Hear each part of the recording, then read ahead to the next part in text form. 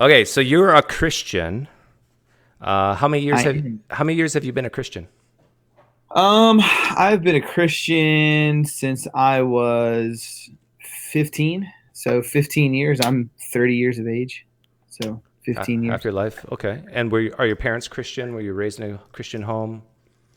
Yeah, for the most part, I would say in the broad sense, Christian home. As far as um, I think I probably went out on my own as far as me being responsible for going to services and things like that at around 15, 16 when I could drive. So yeah. Yeah, I was going to ask you, like, what took you so long? Like, why weren't you a Christian at age 12 or 13, I guess? No, yeah. Well, I've always been somebody who I I'm not very easily influenced by friends, I guess you could say, with regards to that kind of stuff. I think it's one of those things where, for me, I can't speak for anybody else, but for me, I wouldn't want to believe that Christianity was true just because, my brother did it or because my parents were or because that was kind of the fashionable thing to do, or even because the majority of people in the county, country, city, whatever, kind of believed So, that. So that's what why it took me so happened? long. What happened at age 15 that made you decide, okay, it's time to get serious. I'm now going to be a Christian. Well, well, I think one of the things that happened is I was actually going to church, but I don't necessarily know that I uh, bought it just on its face, and so I saw a lot of things, personally, um, in the church from the time that I was probably 12 to about 15, um, that I don't necessarily know that I would say, okay, that looks like what I'm reading here, in the New Testament as far as character, as far as behavior, as far as conviction. Very, how do I want to put this? Very what I would call pop Christianity, I guess you could say. Um, it was a popular thing to, I guess, be a Christian from where I'm from. I grew up in a town called Farmville, Virginia. So, I mean, it's not, I mean, you can't go anywhere without there being people in church and things like that. But I would say what happened is I saw the the difference between what I was looking at in a building on Sunday morning and what I was starting to read in the New Testament and the epistles. And so I just kind of wanted to know, like, is this stuff for real? Is it, is it true? I guess that's kind of where I was in that time frame. And it's not the first time that I would say that I've doubted my my religious beliefs either. So Uh, so After you became a investigation. Christian, so Yeah, even after I became a Christian, there have been times where I've had some doubts. I think doubt's healthy.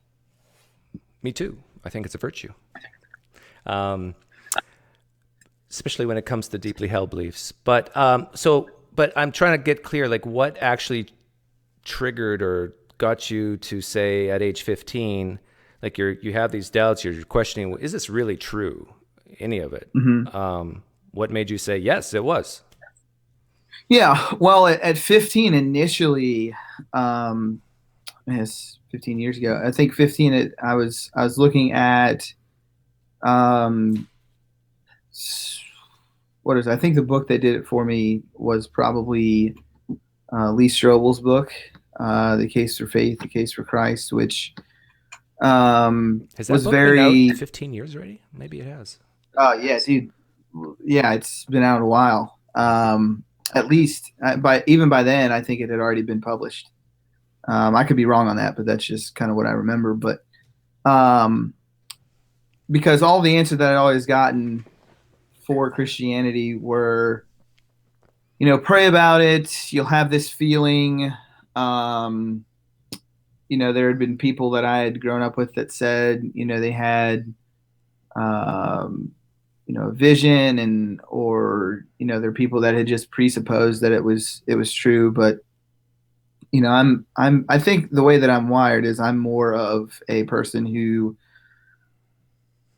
likes to, I don't know how else to say it other than be evidential about it, I guess you could say, in that way. Are there aspects of what's in this book that correlate to um, you know what we see and What? what we can trust from uh, some scientific points of view or even a historical point of view. So you mentioned Lee Strobel's book.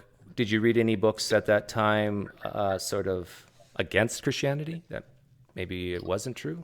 Initially, no. I think the first book that I probably read against Christianity um, was probably it's either between the God Delusion or God is Not Great by Hitchens, and Okay, that so would be that's probably 3, 4, 6, 7, 8, 9.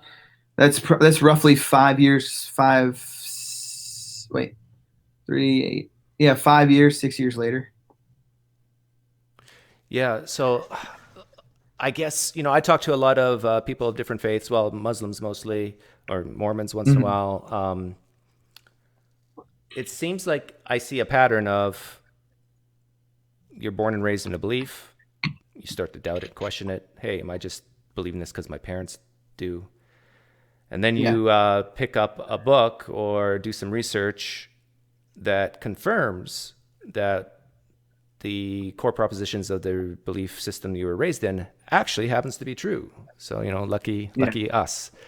Um, so, how, like, did you think of that in at this period in your life? Looking at different religions and seeing, hey, there's a Dean Meadows in Pakistan's who's was 15 years old and thought, do I really believe in Islam because of my parents? And then, what do you know? They read a book from an imam and said, yeah, this is true. Um, So, are you asking? Was I thinking about this at 15? yeah, at that, even let's say between the age of 15 and before you read Dawkins, like somewhere earlier where you're really struggling to figure out, okay, is this really true?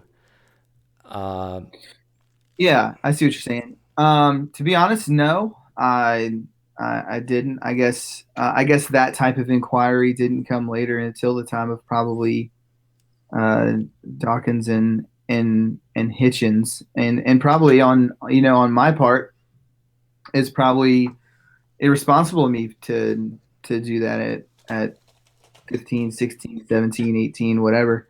yeah, To do that, and personally, I think where we would agree is that no matter what belief you hold, whether you believe there is a God, there isn't a God, that uh, is probably a poor way to initially investigate, is to just read what maybe what you want to be true, or what maybe you want to feel yeah, to be I agree true. I with guess that. I think I think we'd your agree. base interests is what's going to motivate you to read something, and so I guess, like, why do you think we're getting a little off your testimony now and more into the meat of it? Why do you think a Muslim who reads the arguments or reads any literature against his position, Hmm. where guys like you and me would just say it's obvious that Islam is, really Gabriel spoke the very words of Allah to Muhammad, who was illiterate, or really he flew to the heavens on a winged beast. Like, you really believe that stuff, guys? Come on. And but they read the arguments against their position and so forth, and they just don't see it. They don't see that that they're believing something with insufficient or maybe even bad evidence. Why do you Hmm. think they cannot see that? Now, I think that's a good question, and real quick, and I promise you I'll get back to the question, but I'd like to ask. I don't know you. This is the first time that we've met.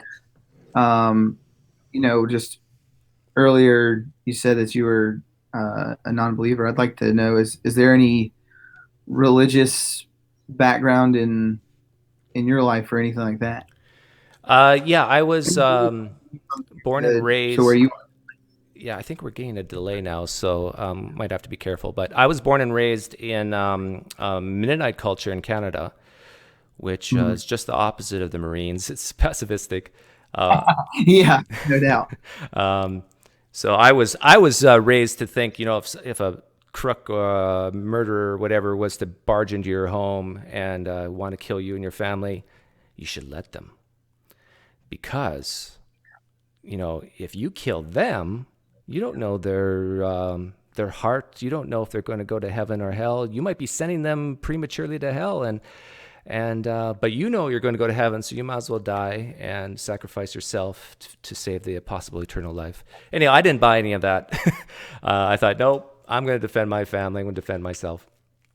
So I went to Mennonite church probably for the first 15 years of my life. When I got older, I met a female who I'm now married to, who was at a Pentecostal church. Didn't like it at all. Hmm. Spent 3 years there. I've never been the type of guy to raise my hand and sing hallelujah Yeah. like that. Uh, Went to a seeker sensitive church. Why don't you want to go to church? Let me let me help you come in and learn about God. That type of church. Went to that for a few years. That was a blast. I played saxophone on stage. Moved to the United States. Went to a Baptist church for a short while. Did not like that. Uh, went to a couple. Went to a couple of non-denominational churches. Calvary Chapel, for example. And I ended up in a Presbyterian church, hardcore Calvinist. Um, that made me feel real secure being in that church. My eternal security was firm. By mid 30s, I started doubting, questioning. By 40, I was a deist. By 42-ish, I would say I was agnostic atheist, meaning I don't say there can't be a God. There very well might be, but I just don't live my life like it's true. Okay. So That's, why I mean, why the everywhere. Muslim? Why can't they see Okay. it?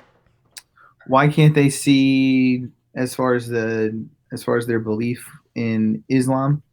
Yeah, when a Muslim reads, let's say, arguments or reasons maybe to question or doubt the Quran or their whole faith, basically, why do why is it so easy for them just to reject those things?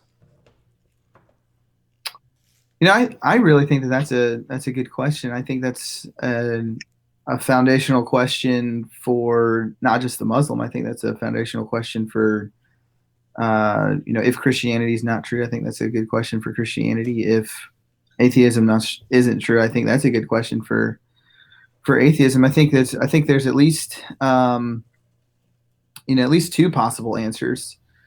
One, they simply don't want to, even in spite of the evidence.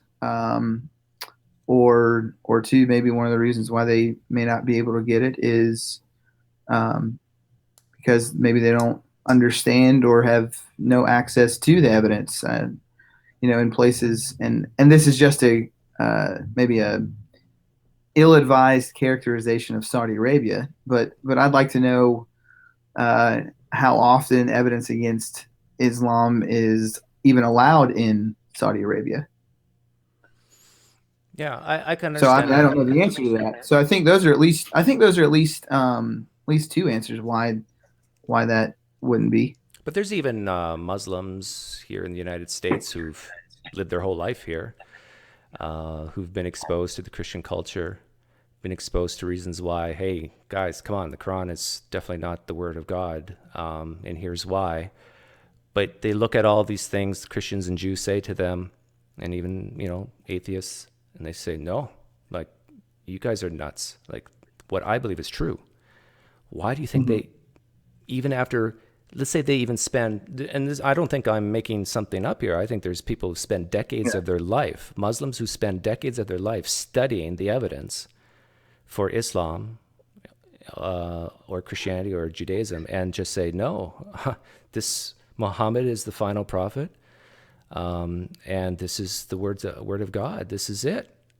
Why do you think they can't see it?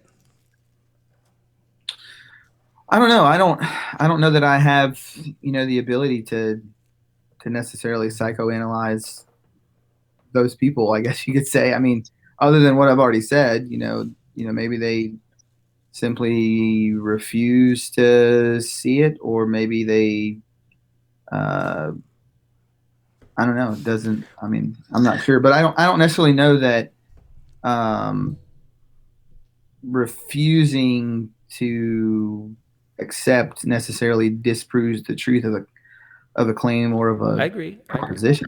But that, like, I think the Because I mean, reason, I just sorry, real quick. I mean, I don't want to get into the the genetic fallacy idea that yeah, well, just because it's I'm not saying that we should. I'm not saying that they're definitely, based on how they're raised, that means they're definitely wrong. I'm not saying that, but I'm saying that I think it is beneficial to examine the psychology of maybe why someone cannot see something, so we can help ourselves as well, so that we're not duping ourselves, so we're not deceiving ourselves. Like me as an atheist, I don't want yeah, to deceive myself, and I'm sure you as a Christian don't. So if we can yeah, see it in no, others, if we can see and maybe understand it in others outside our world belief, then we can maybe use that to help ourselves within our world belief.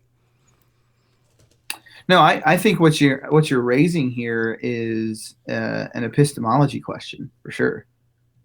What's the ground and basis for uh, knowledge? I think that's a a decent starting point as far as Well, epistemology goes. I think you were right when you said you don't want to psychoanalyze them or use psychology. I'm talking more psychology right now, actually, because um, I think whether we like it or not, whether we want to admit it or not, the emotional part of us, all humans are emotional, and all humans, have to battle against our gut reaction to things. Mhm. And, I consider myself a truth seeker, and I'm sure you do as well. I think it would behoove us to, consider those factors on a daily basis. That, am I believing this because, like you said, I want to, or I'm scared that what the consequences would be if I don't, Yeah. or or because I was raised in such a culture that everything that I see from that point on, it just makes it so much tougher to see it unbiasedly. And we all have biases. I'm not a, No, I agree. I think that's clear. Anybody that says they don't have a bias, well, that's a bias. yeah. That's a Well, bias towards not having a bias. like I watched one of your videos earlier today, Hmm. and I just stumbled upon it. I just typed in your name in YouTube, and I found one where you role played as an atheist. And Hmm. I must say, kudos to you for doing that. I love that. I've had people who have refused to do something like that because they think that God will frown at them if they do, and that it gives an entryway for Satan to come into their heart or Yeah. something. Well, the first time that I ever did that, it shook me a little bit because I was like, man, I just some of that is makes me feel uncomfortable, but I think it certainly is necessary, and I want to give props to guys, as much as I disagree with guys like Dawkins and Hitchens and Dennett and PZ Myers and even I think the gentleman's name was Reed. Reed's a nice guy. You're a nice guy. I give credit to that community of people. I don't know what's the proper term. I'll just say atheistic community, agnostic community. I give props to you guys because at the turn of this century, I really do believe that because of those books and because of those um, influential voices within the culture, it really has caused the church to look inward and say, okay, are we being negligent uh, in the way in which we respond to valid questions concerning uh, the existence of God, the resurrection, the reliability of the New Testament, and I think that that's I think that's good for the church, and I think that you wouldn't necessarily have that if it weren't for those those guys at the turn of this recent century. At the end of that video where you role played as an atheist, you brought up some slides and you talked about how the number of people in the United States, the percentage of nuns is increasing. Yeah, no And doubt. and so I was going to ask you what might seem like Yeah. a very basic um, question, but I want to hear your response to it. Why is leaving Christianity bad? Why is leaving Christianity bad? Well, I think that comes back to a relational aspect of being, with God. I think that if God does exist, and if God, in the nature of God, is all loving, all powerful, all just, and those, I guess, those attributes that reside within Him, and He has, I guess, the quote unquote. Now, don't quote me as a Joel Osteen here, but I might use a line that's similar. And if He has a plan and direction and ultimate goal for your life, then I think it would be bad uh, to leave that fellowship and that community or communal nature, that a relationship that you have with Him. So I think that would be bad. I understand that answer, but I want to peel the layers of the onion back even further. Like, why is leaving a relationship with God, who might have a plan for your life, why is that bad? Like, is there consequences of leaving? What are the consequences of leaving Christianity? Well, from the Christian perspective, from the Christian worldview, I think it's at least twofold, maybe even threefold. The first consequence would obviously be, the absence um, would be the absence of a relationship with Him. Number one. Number two, the absence of a relationship with His people, the church. And three, I think the absence of a relationship with His Son Jesus. Who, I mean, if Jesus makes the claim that He's the way, the truth, and the life, and nobody can get to the Father except through Him, then it certainly would be bad to leave Christianity on the basis of the claims of Jesus in the New Testament. Okay, like I understand the first, I understand the last reason the best, I think, that you just gave. But I guess someone could say, okay, if you leave Christianity, you lose that relationship with God. Someone could say, well, so what? If you leave Christianity, you might lose a relationship, a community relationship with the church. Someone could say, well, so what? I got a bowling league. Yeah. But your last one, yeah, I think Well, you were alluding to eternal judgment, maybe. Correct me if I'm wrong. But if someone, no, I think that has to do with it. I'd like to just step in real quick. I mean, I think in understanding the nature of the church as seen in the New Testament, or even the relationship with God. I mean, it's not. I don't necessarily know that it's as simplistic as the answer. Okay, so what? I mean, I don't know if you're married, or no. You said you were married to yeah, somebody. I mean, I don't think you. I don't think if you left your wife and someone asked you, well, and someone came to you in which you left your wife and they said, oh well, so what? I mean, I don't necessarily know that you'd be like, you know what? That's a good point. So what? So I don't necessarily know that it's that simplistic, or well, there's that people who it's leave that. their spouses all the time and do just fine. Sure, they might go through a period of mourning, but it seems like what you're saying, leaving Christianity is more serious than just leaving your spouse. Like, what exactly about No, leaving I'm not. Christianity I'm is? not. I'm saying I'm just using it as an analogy. I don't. I think it's too simplistic to simply say uh, in the absence of a relationship, even on the human level. Let's step away from. Let's put God on the shelf real quick. Even right now, I have a wife and a daughter, and one on the way uh, at in the middle of November. If they got up and left right now, uh, I think I know my first reaction wouldn't be, so what?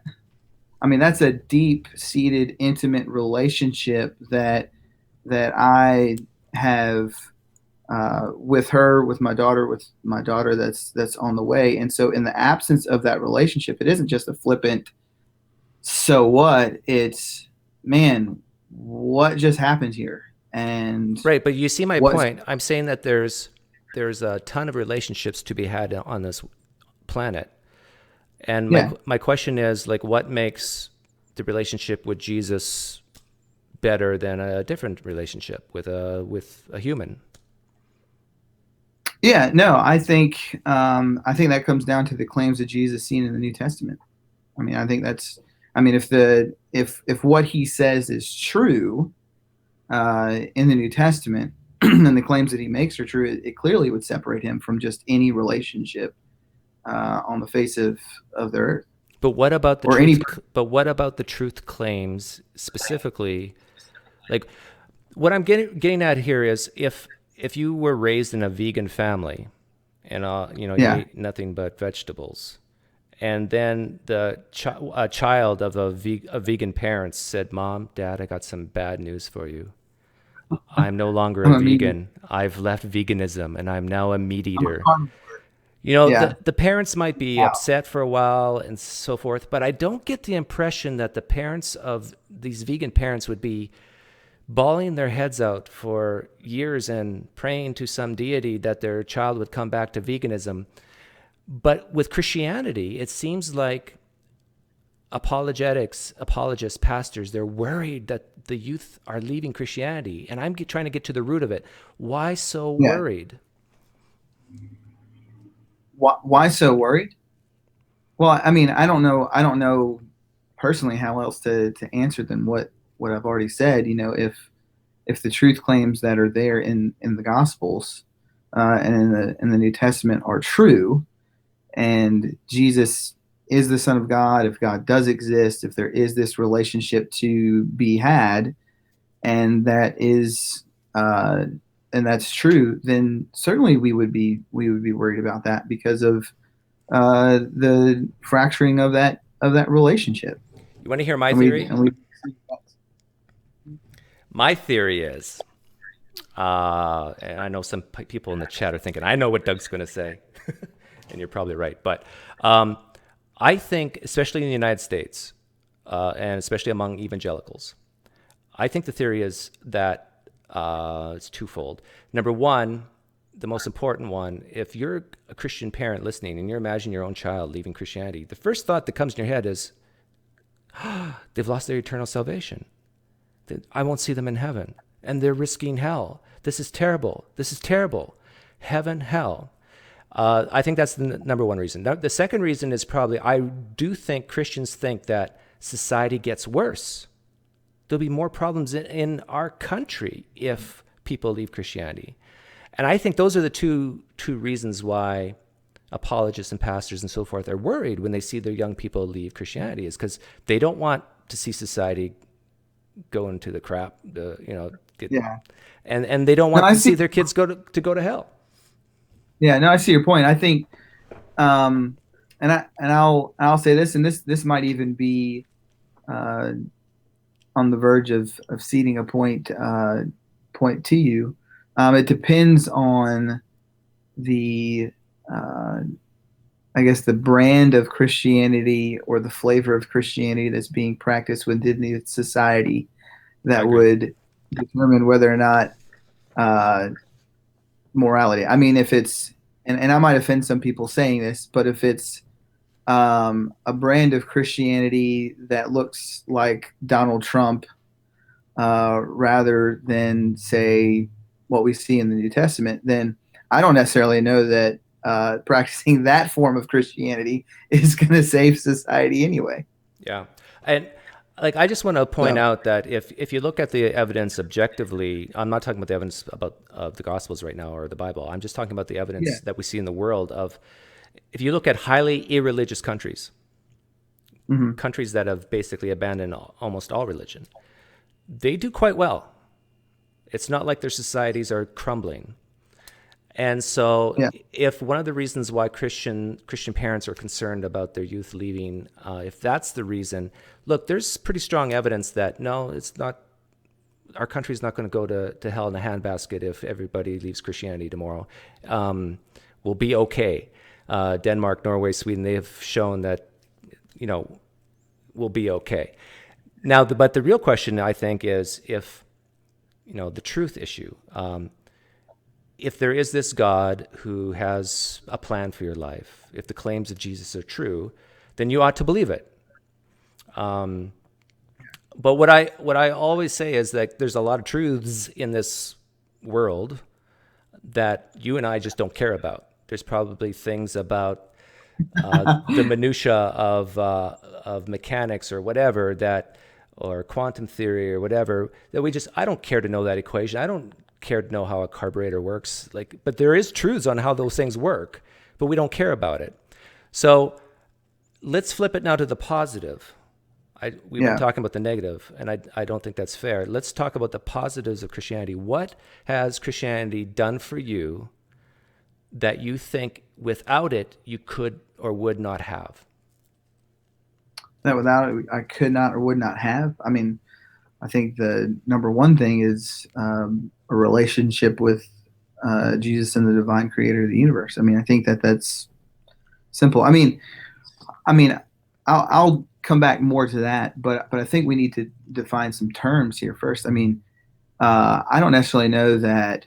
I don't know either way. I mean, I'd take your point as far as, you know, Norway, Sweden, Denmark, whatnot. You know, regardless of um, whether or not uh, we'll we'll be okay if we leave Christianity. I think you've got to first define what do you mean by we'll be okay.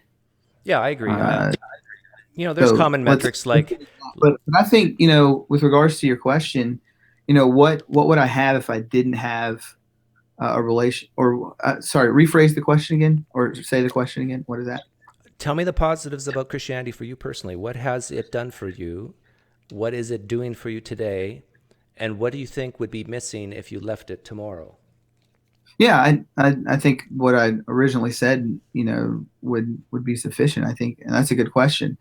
You know, relationship with the divine creator of the universe. You know, the relationship that I have with Jesus Christ that has uh, allowed me to understand and know uh, God, the study of God and what God's like, and His nature, and things of that idea. I think that's something that I wouldn't necessarily have. I mean, you got salvation, you know, you have life direction, you can understand, you know, hope, promises, things like that that are seen from the mind and the will of God.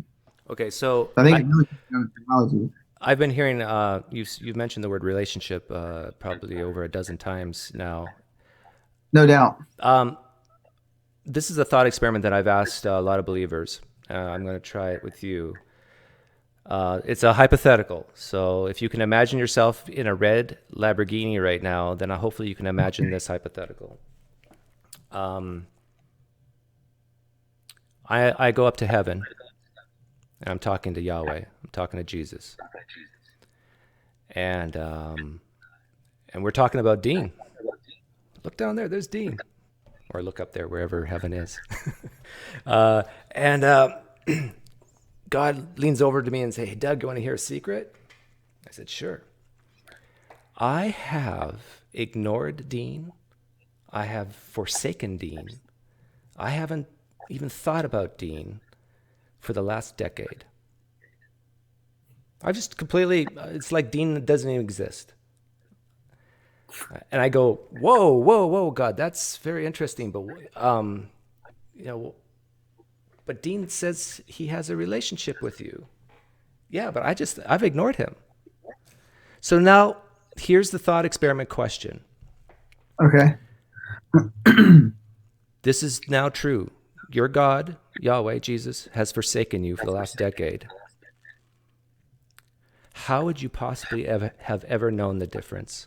You think you have a relationship with Jesus. You act like you do. But God has just told you, no, I haven't. I haven't. But everything in your life, if you look back, what happened to you in church last Sunday, or that a friend of yours prayed for you, or whatever, and you just see the hand of God working throughout your life, and God has just said, no, that didn't happen. How would you know the difference? That God is there versus the God that isn't. How would I know the difference between the God that's there and the God that's not? So I'm gonna replay back what you said because you said a lot there. So God, I'm in heaven. God is there, No, or you're you're on talking to earth. God. No, I'm on earth, and God says, I have never had a relationship with Dean, right? Right. Um, over the last decade. And then the other piece of the puzzle is the question, um, how How would you have how figured would that out? I Let's say God didn't tell you that he's forsaken you. How would you figure out that God forsook you, that he's ignored you? well I don't necessarily know that that seems to be a appeal to a subjective experience, isn't it? Yes. Yeah, it is. Okay. So I don't necessarily know that I'm making the claim for a subjective experience. I mean, I don't Well, you necessarily. just told me you have a relationship with Jesus a little earlier. Okay. And now I'm asking you a thought experiment. Okay, if you have this real, ultimate, deep relationship with Jesus in your life, Yeah. this thought experiment is asking you, how would you know if you didn't? And you just think you do. How would I know that? Well, I think that you could know. I think you could know that on the basis of whether or not God exists. I mean, I think you could. I think you could pull that evidence. But couldn't God exist and Uh, you still not have this relationship? do what? Couldn't God exist and you still not have this relationship that you think you do?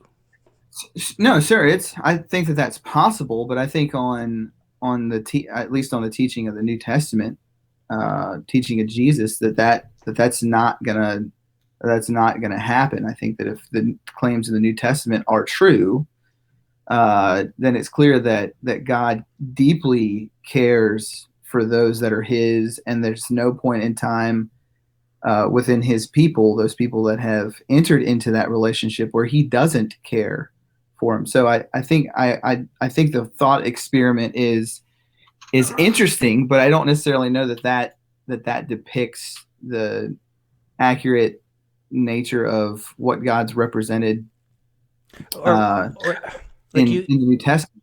like you said, you had a relationship with Jesus, or you have a relationship with Yeah. Jesus.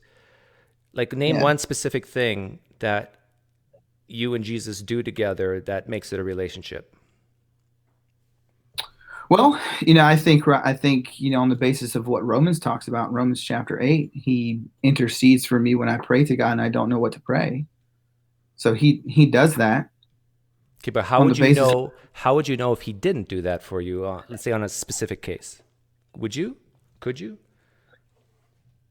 well, I think that comes down to the claims in the New Testament, though, Doug. I think you're asking me to give you something. You're asking me to give you something that's not specifically laid out in the New Testament. And so I think what I'm appealing to is, you ask me, what do you and Jesus do together, and how do you know it? Well, I pray, and there are times where I don't know how to pray, and I know from or I see in the New Testament that when I don't know how to pray, Jesus is there, that and He intercedes for me. That's a relational aspect that He and I have. So if the Scripture is true, then Jesus does that.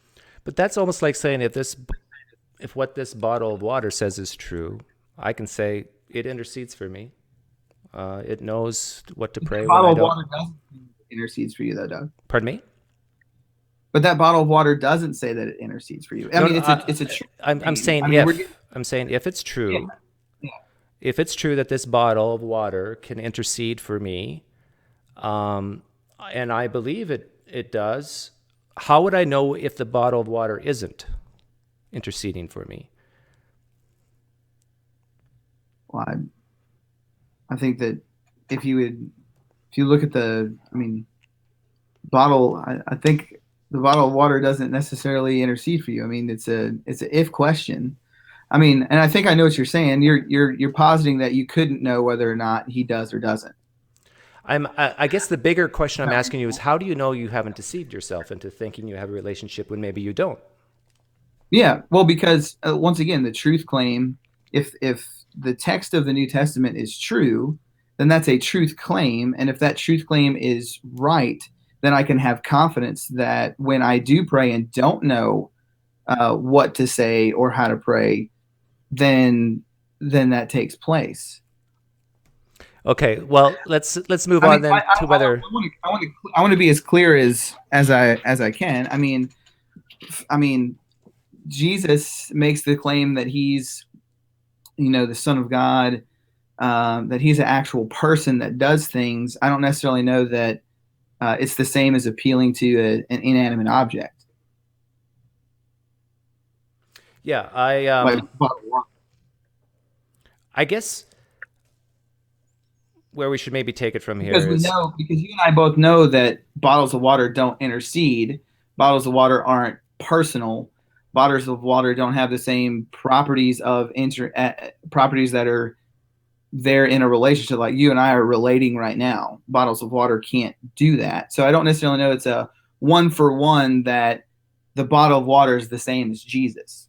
but if I had a book that said this bottle of water has a mind and has witnesses of this fact that saw it Mm-hmm. um, express itself as a mind, if I have prophecies that say that this bottle of water fulfilled certain prophecies, like Yeah. could I not just say, okay, well, if the claims of this bottle of water is true, that it intercedes for me and I can have a relationship with it, how would I figure out that this bottle of water is not doing that? Well, once again, I think you have to take those things. I mean, with regards to Scripture, I think Scripture's a makes historical claims, and I think you have to be able to take the historical claims that are seen, in the words of Jesus and in the New Testament, and you have to investigate those, just like you would have to investigate, the scriptures that in your book say that a bottle has a mind and this, that, and Well, the other. And that's yeah. say, Well, hey, why don't we? That's a great segue. Why don't we segue to whether or not it's true? How can we know? But but in my experience, what happens is if we talk, if I'm talking to a Mormon and I'm talking about the Book of Mormon, it doesn't go well. If I'm talking to a Christian and about the Gospels, like once you get into the meat, the facts of it all, the evidence, um, it has the potential to get defensive and so forth. And I don't think either one of us wants that to happen. So here's what I propose, and you tell me what you think about it. yeah, I propose that we go to the very. I propose we take it off Christianity and take it off all okay, religion. okay, And you and I are a team now, and we're working together to figure out something. And what we're trying to figure out is we're handed a book, has no title on it. When you open it up, there's no publication, no nothing, no dates, no nothing. All we're given is a book with words in it. And you and I are tasked with the job of figuring out whether this should go into the fictional novel section of the library or the uh-huh. historical section of the library. Okay. What are some criteria you and I should look for to help us make that determination? I think that's a good a really good question, because I think that that's something that you and I are both going to have to agree on in order to make the correct assessment about whether or not it's uh, the fiction section or the history section. So let me ask you this: does the book contain articles of embarrassment. Okay, so that's one. So if it says something embarrassing, you're saying you and I should probably put it in the historical section.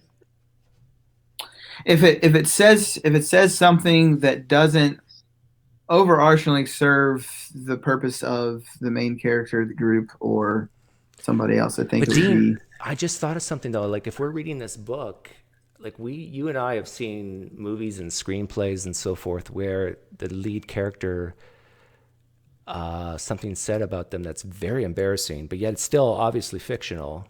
So can we Mhm. really use that, or? Well, I think that's the difference between a modern screenplay and then looking into the past. But we don't I think know we we can. don't know the dates on this book right now. All we have is this book in front of us. There's no, we're just reading it. So, but maybe you're right. Maybe we can kind of look at the embarrassment situation and see what it exactly says. So that's Well, I one. think one thing. Well, even before that, I think we have to ask the question: can the past even be accessed with any degree of confidence? Yeah, that's a great question. I would say yes, but it's all based on probabilities. Like I think Mhm. we can get pretty high on some stuff and other stuff maybe low. So Okay. So, what do you so think what do you think? Where do you think the confidence level has to be for any piece of ancient text or writing, religious or not religious? What's the threshold there as far as what's the confidence level it has to reach well, confidence. for to accept it as history or probability level? Yeah, I would say well, definitely has to be more probable than not. I would think that. Okay. But as far as confidence goes, I think that's a personal thing. People differ on what their confidence is on certain things. But I really want to get sort of like a list that you and I could use to figure out before we Well, even open well, this I think book and read it that we can no, I'm agree with you. on. So No, I'm with you we there. got the criterion of But embarrassment, but is what else can we use? let me just hop back for a second, and then we'll get to the other list. Well, I think the confidence level, though, if we're working together as a team, I think the confidence level is something that is important because your confidence level for you to believe it might be 51%, and mine might have to be 98%. So That's fine. how do we That's how do we fine. get to that as a group? But what's going to determine our confidence is our baseline criteria to begin with. We got to first figure that out. Okay, 'Cause so but if we, we agree that you can access history. pardon me, But you agree that we can access history. We both say, yeah, we access. can Yeah, we can access. access history. We can look at Or you mean ancient texts assess? and say, okay, first, okay, we can know with it's more probable than not that Caesar crossed the Rubicon. Yeah, I agree with that. Okay, we So agree. you threw out sort of the criterion of embarrassment. I'm going to throw one out here. Uh, like if you and I open up this book and it says something like a 300-foot lizard stomped on a city in Japan, I think that's. I think you and I would both agree we should put that in the fictional section, or at least we would lower Uh, our confidence that it's history. I think you would do that after you look at archaeology and things like that. If it confirms that, then sure. Well, wait a minute. Wait a minute. Are you saying that? Like I'm looking at one specific criterion of we read a paragraph and that's it. So we open the book, we read a paragraph, and it says that a big lizard stomped on a city in Japan. Are you saying we Okay. should? Are you saying we should not immediately lower our confidence that this is history? No, I'm not saying that. I'm saying if that's a historical claim that's being made, But we don't know if then it we can. is. Yeah. Well, if we're looking at that, then we need to figure out what type of genre that is. Is But this we don't know the paragraph in the? genre. We're trying to figure it out. Yeah. No. What I'm saying is that you've got to look at that specific paragraph, and it's not just. I think you definitely could lower your confidence level I would lower my um, confidence. Would you? that a 300-foot lizard stomped on a city in Japan. Yeah. Um, Uh, do we Come on, know? Dean. Do we have, no. Do we have any information of what types of lizards live in Japan? No, I'm just kidding. No, obviously, first glance would probably say uh, would definitely lower the confidence level on that. Okay, so we got two now. Embarrassment. Let Uh, me ask you this question: Is there any testimony that is there any eyewitness testimony that's reliable that we don't know says? yet. We haven't read the book yet. I think that'd be a criteria. Is there any eyewitness testimony to something like that? Is there any eyewitness testimony to this specific historical claim, Okay. or if it's a historical claim? So you're saying that if there was eyewitness testimony for that paragraph of a big lizard stomping on Japan, that we would raise our confidence? I think if it's reliable and close to the event, I think we could potentially do that. Yeah. But but I'm thinking back of some of the stories I've read in my life where the story itself, I think you and I would agree is fiction, do mention eyewitnesses seeing a big lizard stomping on cities in Japan, that there were people watching it. Like, do we just automatically say, oh, maybe we should raise our confidence for the history section now? Because this could still be a story, right? But Do what? the eyewitnesses are now part of that story, that fictional story. Eyewitness is part of that. I'm not. I don't necessarily know. I'm understanding. You're talking like Godzilla, right? Big giant lizard stomping on. Right, Uh, you were saying that if we see Godzilla in this book, we should probably lower our confidence that it's history and put it in the fictional section. But then you mentioned, what if there's eyewitnesses for this Godzilla? yeah.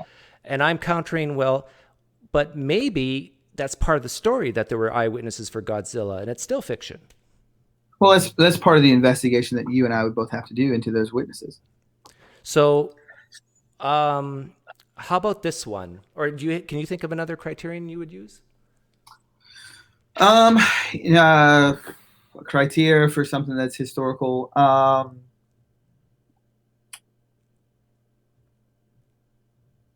So you've got eyewitness testimony, article of embarrassment. Um, Probably off the top of my head, I don't have anything off the top of my head. Well, okay, I'll throw one out here then. Do what? Go ahead. Yeah, so let's say you and I both read what we both agree is clearly fictional, a different book, and then we're reading this new one that you and I have been tasked to figure out if it's fiction or history, and it actually has a lot of similarities to the one that a book we read a few years back. Yeah. It's not exactly the same, but there's some similarities, and in fact, like you can see them, like they're obvious similarities, but there are differences. Would that lower or raise our confidence that this is history? The fact that it parallels something that you and I both agree is fiction. Yeah, I don't necessarily know you could ipso facto put it in the on the fantasy shelf. No, but we're talking about now confidence levels. Would that lower your Yeah, I don't confidence? necessarily know if my confidence level would change on that. So if you read a book that you and I both agreed were clearly fiction, and we're reading this new book, and there's a lot of similarities and parallels, that would not lower your confidence that this is fiction. No, not necessarily because parallels. Number one, they don't necessarily prove anything. Parallels don't prove anything necessarily. Okay, Um, what would what can we think of some criterion to raise our confidence that it is historical? I think it would be hostile witnesses Okay. outside of the tribe of the people writing it. I guess you could say they attest that the 300-pound Godzilla stomped on Japan. I think that would at least potentially raise it. Okay. Or in the case of Jesus, you But might have. I would still be struggling to figure out if the hostile witnesses are just part of the story. Yeah. Well, if they're incorporated in the story, if they're extra Godzilla text, then that's something that You know, you should at least. I got an idea here. What if But what we could use to raise our confidence that this is history is if let's say we opened up the book and it said the author's name right away, and it said that what I'm about to say, I got from this person, this person, this person, and this person at this time, would that raise your confidence that this is history? If the person from the onset says, this is who I am and this is these are my sources? Or these are like if they said, "Well, hey, I'm, handing this to you that which has been given to me." Yeah. So but not only that, it says, this is the person who gave it to me. His name was Jacob Router or something. And he lives here. And not only that, but he gives more than one source and he critiques them. He says, this person said that, this person said that. I don't think that person was telling the truth for this reason. This person I can see is more credible for that reason. Like, if you and I were tasked to figure out what to do with this book, and we read stuff where the author's actually critiquing his own sources, that would raise Mhm. my confidence that this is history. Would that raise yours? I think potentially it could, but I'll get to that. But let me jump back to what we talked about as far as parallels. Would you concede that parallels don't necessarily prove anything? Sure. I very rarely use the word proof. I disdain that word. Or in this case, would you say, as far as the analogy that you had about the fiction, and it looked similar to this book as far as confidence level? I mean, would you concede that parallels don't necessarily raise or lower confidence levels because you can't show that this book here was a derivative of something that No, happened that over I here. disagree So with. like for instance, there's you have, if I told you, there was once a ship that was the biggest ship to ever, be assembled during the time of its assembly. On its maiden voyage, it hit an iceberg. A lot of women survived, but a bunch of men died. Right? You would say that that's the Titanic, but in all actuality, it's from a book that's at least a decade older than the Titanic, called "The Fate of the Titan" or "The Tragedy of the Titan." I forget the title. Just because this is a fiction over here, and it parallels and is similar to an actual event in history over here, doesn't mean that anybody reporting the news on this event took it and borrowed it from this event. Correct. Okay, so that's at least possible with the Gospels, then, right? We're not talking about the Gospels. We're talking about this other book. Remember, we're taking it off Christianity. No, but but Doug, that's ultimately where we're leading, right? I mean, that's ultimately where we're leading. Right, but I really want, and we won't do this much longer, maybe 5 more minutes, but I really want us um, to work together and be open and honest of Yeah, what criteria we would use. And I hear what you just said, that doesn't necessarily mean it's true or false. I get that. All I'm saying is that if we see something that we clearly believe is fictional, you and I clearly yeah. agree this is fiction, but we read this book and we see, whoa, there's some amazing similarities here. All I'm saying is that should lower our confidence that this is history and raise our confidence that this is also like that other book, fiction. That doesn't mean we're right. We could be wrong. That's all I'm saying. Does that make sense, Okay. Dean? Yeah. So I think that we mentioned the criterion of embarrassment. You mentioned that. Mentioned like if we see something What fantastical, about? like a lizard stomping on a city, that would lower our confidence. We mentioned you mentioned eyewitnesses, but I asked, well, maybe that's part of the story. So how do we know? How about this? Oh, and then we mentioned if the author talks about, states his name and states the names of the people he got the information from and actually critiques it and evaluates it, I would say that would raise my confidence that it's history. Um, What what about independent testimony? Would that do anything to raise or lower confidence? Again, how would we know if it's part of the story or not? I think if the testimony is talked about in a way that is critiqued, Okay.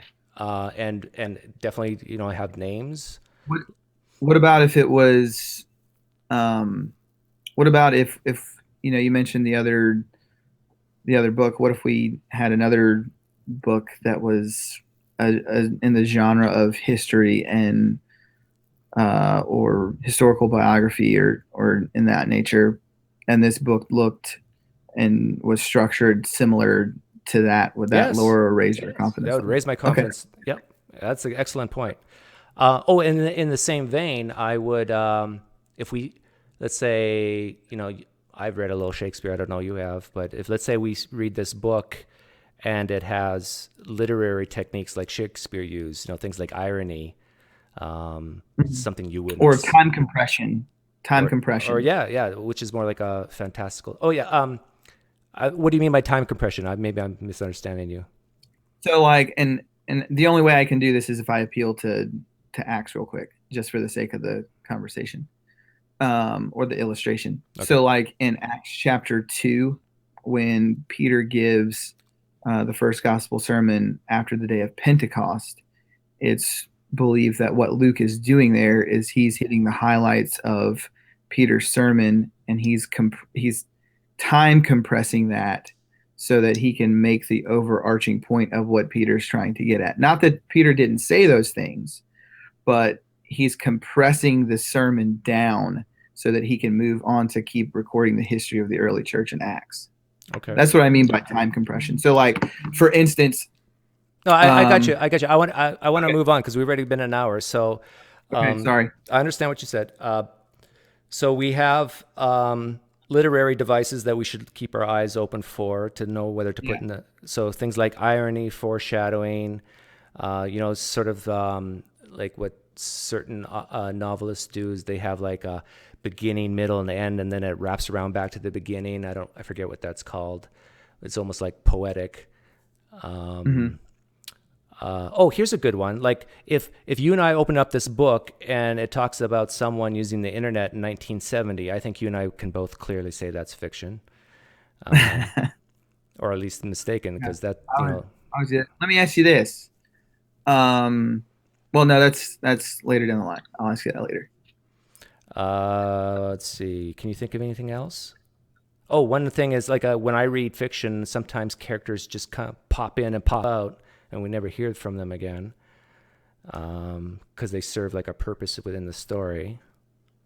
Or if I don't know, and maybe this might be, and I don't know, what if the book that we have contains history in it? It's not overarchingly, so like it doesn't it's the book doesn't start off in a long time ago in a galaxy far, far away, Yes, good point. Yeah, if it right? opens up that way, Or I think we can put in the fiction section. yeah, so Um, and what else? I think those um, are some pretty good ones we have here. yeah. Let me ask you this question, because I am pressed for time. I'm not trying to to dodge the overarching conversation that we're going to have, but what if we establish the history for criteria and potentially come back to the conversation? Is that a possibility? Since we've already been an hour. Okay, so you want to get to the crux of it? Well, either that, or we can mutually agree to establish the history, the criteria for history, and then at a later date come back and say, okay, on the basis of this criteria, is it more plausible or not that the New Testament is history or fiction? Or Yeah. even if you want to go with the resurrection. Well, we could do a teaser now and get ourselves riled up, and then so we're chomping at the bit for the next live stream. But I'll be honest with you. The biggest one for me, that criteria of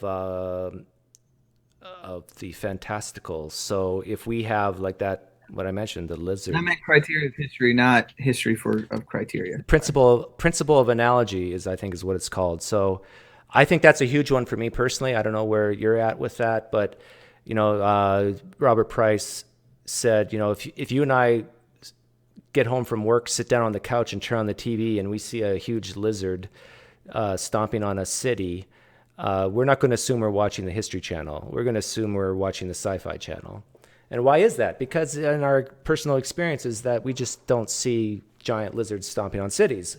So in the same way, if I open up the Gospels and I hear about a man walking on water, I'm not going to just immediately go that this is history. No, I agree. I'm Yeah. with you there. Okay. So I don't think that you should necessarily, just because, and I think I stated this earlier, that just because you read something, you should necessarily take it but yeah, and as fact. let me just, I'll say my piece and then you can say your piece and then we'll end the live stream. But Go ahead. so even that, like even you have this fantastical event, which you agree in itself, we should doubt. But even if you start layering in things like, well, but there was eyewitnesses to this event, so shouldn't well, what if that's part of the story? Like we do have stories where fantastical things happen and people watch it and testify to it, and yet you and I would agree that it's still fiction. I think we do see literary devices in the Gospels, like irony. Think about Jesus, the King of Kings, and telling people, shh, don't tell anyone. Here he is walking amongst his people, the Jews, and the King of Kings, and yet nobody's supposed to know about it yet. Irony, foreshadowing is in the Gospels as well. And a lot of other techniques. I want to go fast here. Characters coming in and out of scenes that happens in the Gospels. That all-knowing all-seeing, all-knowing narrative third-person technique, which is a literary device. It's like the people in the story don't know what's going on, but you, the reader, do, and the narrator does. You see that often in the Gospels. I don't really want to give specific examples. I can give it to you later. Okay. Let's see. Yeah, those are the main ones. I think that if you agree with these criteria that we listed out, and if you had no skin in the game, you had no background in Christianity, and you just use these criteria and open up the New Testament and use those criteria, I don't think your confidence would be high that this is true. Mm-hmm. Well, I think what I would say is that literary devices like irony or people popping in and out of a frame, so to speak, those, I don't necessarily know that those disprove truth claims. We're not talking about proof here. We're not talking about. We're talking about what would raise our confidence or lower our confidence. Confidence. I don't necessarily know that literary techniques raise or lower confidence levels. What do you mean? Let me ask you this question. What do you mean by what was it used? I think it was principle of analogy. Yeah. Would you clarify that for me? Yeah, it just means I don't necessarily know if I'm sure what you mean by that. It means exactly you come home from work, you sit on your couch and you turn on the TV and you see some fantastical event like a monster killing people in a city. You wouldn't just immediately jump to, oh, I'm watching CNN. You would think to yourself, no, this is probably fiction. I'm watching the Sci-Fi Channel or something. So the principal analogy is, now again, you could be wrong. It could be fact. It could be history unfolding. But yeah. But the principal analogy says, no, you do kind of look at your own experiences, the experiences of others, and you ask yourself, well, what's the probability of this actually being fact, and what's the probability of this being fiction? Well, in at that point, if you see a 300-pound or 300-foot lizard stomping on the city, and you say you're probably watching the sci-fi, don't you investigate and flip it over to the news to see if that's actually what's taking place? Well, you don't know. All I'm saying is, at that point, you don't know. Look at other sources. Yeah, before you do the flipping and before you know what the truth of the matter, we're trying to figure out what is the truth. We're not trying to figure out, So I would say that is a huge one, and I think that even A lot of Christians say that Luke is a great historian. I think he is an awful historian. I think he got things wrong. You just look at Acts versus Galatians. I think he borrowed from Josephus on a lot of things. He does not name his sources. He just says from things I got from people. He doesn't name these people. He doesn't even claim to have talked to eyewitnesses. A lot of Christians think he did. He doesn't make that claim. He just says, I gathered information. So these are things that any historical book, like Suetonius, for example, he states the names of the people he got these from. He criticizes his own sources. He evaluates it. He quotes them. He looks at the positives and negatives. Luke does none of that. So what do you say to maybe somebody like, sorry, say someone like Sir William Ramsay? I don't know if you've heard of him or not. Sir William Ramsay, I think he was at Cambridge, wanted to go and disprove Luke as a historian, so he investigated Acts, and he came back and he wrote and he talked about that adventure and said basically that Luke was of the first rank of historians. I mean, and I think that's at least significant coming from a guy from Cambridge. But so there's certainly. Well, let me room ask you this: for if I found three, so you brought up one guy. If I brought up a guy who also went to Cambridge who said the opposite, we're still stuck trying to figure out what is true and what's not, right? I see that, and one of the things that I would say is that I don't necessarily know that books. I think we both agree that books and texts of history don't necessarily exist in a vacuum. I mean, I think there are outside influences and cultures that go into those things and literally narrative. So I can't, which are different from mine and which are different from the one we live in. So the way in which we might expect, the way in which we might expect or read modern history is a little bit different than reading ancient history. The way that we read stuff about George I'm Washington. saying you can even compare the Bible to other ancient texts, the Gospels. Like, I don't know if you're aware of this, but the story in the Gospels of the man who was demon possessed, and Jesus comes and casts out the demon, and the demon goes into the pigs, and they die. Yeah. Like, there's a similar story in Homer's Odyssey, and Jesus gets in a ship and he goes sailing. Odysseus gets in a ship and goes sailing. Jesus has his 12 disciples. Odysseus has his 12 disciples. 12. Yeah, they don't call them disciples. Prove anything. Well, hang on. Sorry, Dean. We're not talking about proof. But yeah, forget about this whole thing trying to prove stuff. We're talking about what would cause our confidence to go up or down to believe these things.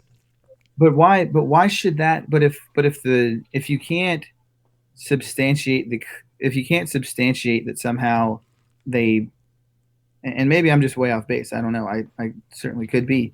But but it seems to me that confidence levels are just, and this comes back to somewhat, maybe it's culture, I don't know.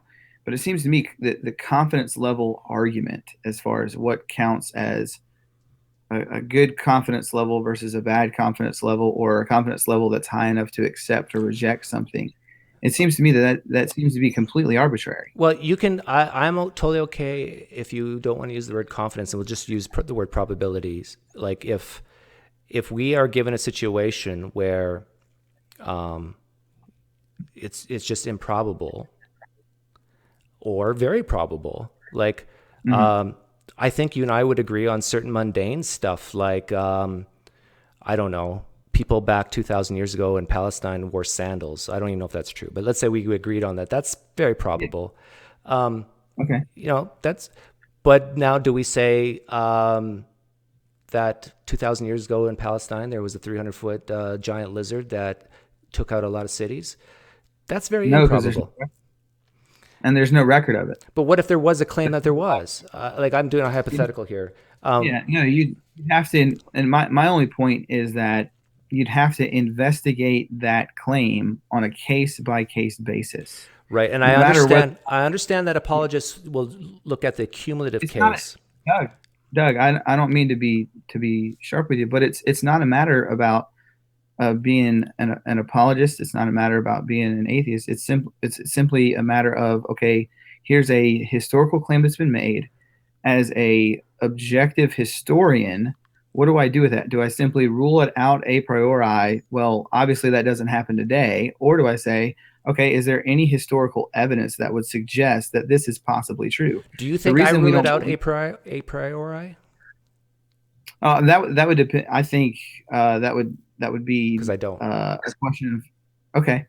Well, well, it seems it the question that I would say is, okay, well, what historical evidence would you need to say, okay, a 300-pound lizard or 300-foot long lizard stomped on Japan 2,000 years ago? I mean, Oh, what yeah. evidence? That is a great question. And I have a huge problem on my hands with that question because I don't think there is any, I have a messed up epistemology, Dean. It's totally crazy. My messed up epistemology says to me that I don't accept such claims based on only historical evidence. It does Okay, not reach the in the level past, required. So I am stuck. what is the level required though? Well, that's my question. What's the level? That's what I get with the confidence thing or the probability thing. What's the level required to believe that? What is it? Is it 98% probable than not? Is it No, 51%? something today, something that we can verify today. That's your question was about history, and what I'm Yeah. basically conceding to you is that the historical fantastical claims, I am so messed up. I'll even grant you that this is a bad epistemology if you want to say that. But my personal epistemology is I would be a goofball to believe something like that based on only historical evidence. And if you take it off the Mhm. Bible and put it on any other case, I think you would agree with me. I don't want to be duped. I don't want to be fooled. I want to believe true things. And so if someone is going to say this fantastical thing happened, Okay. and all the evidence we have is something from way, way back written down on a piece of paper, if it's true, I'm done. I'm sunk because my epistemology will not allow me to believe that because Hmm. of my valuing the truth.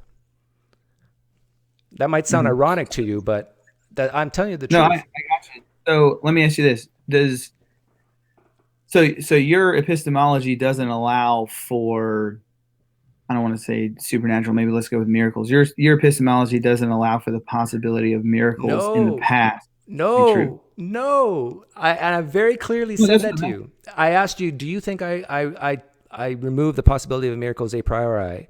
And I said no to that. But asking. Okay. I'm telling you, there's a difference between what actually happened in the past, fact or Okay. fiction, and me No, I believing it. agree. And me believing it. Okay. I'm telling you that even if Jesus did rise from the dead, and that is Okay. fact, my Okay. epistemology is such that I am screwed because I cannot believe such an extraordinary claim based on just textual evidence. Now, why can't I? I don't know. But I am just a guy who needs more. I cannot just, Okay. because if I start believing that based on that type of evidence, what else am I compelled to believe in? Yeah. No, I see what you're saying. So then, so the question that I would follow up with then would be, if so you're saying that's fantastical. That's a fantastical claim. Um, so then, but you wouldn't say there's a fantastical claim like a guy conquering the world by the time he's 33. That's not a fantastical claim. No. When I say fantastical Okay. claim, because we have examples of people conquering at least parts of the world, big parts of the world in history. We have a pretty good basis to believe that this does happen in history. And you said you needed to wrap it up, so and I just like, do you Yeah, need we to do. go or do you want to keep talking No, for? I do. No, I do need to go. I am scheduled to be somewhere at 5 o'clock, and it's actually 30 minutes away. So, But if you want, but I can I wrote down some of the criterion we went through together. If you want, I can email it yeah, to you, and then I can even yeah, email you. shoot that to me. Yeah, shoot that to me on Facebook, and then let's set up another time to chat and look at some of this stuff in the New Testament. Okay. Okay, sounds good. I really appreciate you coming on. Hey, I appreciate it, Doug. Love you, man. Take care. Science All right. Plus. Bye. I got to smile. Just hit the red X. I'm going to stay alive for a little bit. There you go. Well, that was fun. My guess is the conversation was unique compared to other conversations he's had with atheists. I hope it was unique. I hope it was different. I was a little more aggressive today, I admit. I don't know if you guys noticed. But hopefully he still thought I was polite and not rude. But I think since I've talked to so many pastors and apologists in the past, and I want to give kudos to Cam Spires for a lot of these ideas, and kudos to guys like Robert Price. Christians, if you're listening to this, I think we, at least you and me, we value this thing called truth. But it's next to impossible to really talk about the gospel or the Bible directly without it just becoming a mess. So I think this whole idea of taking it off the Bible and just looking at a generic book, and even that was tough because in this context, you know, it's like the first thing Dean said was the criterion of embarrassment. This is not a criteria that is held up. It's there, but it's not held up that high in historical circles. Christian ones it is, but not anyhow.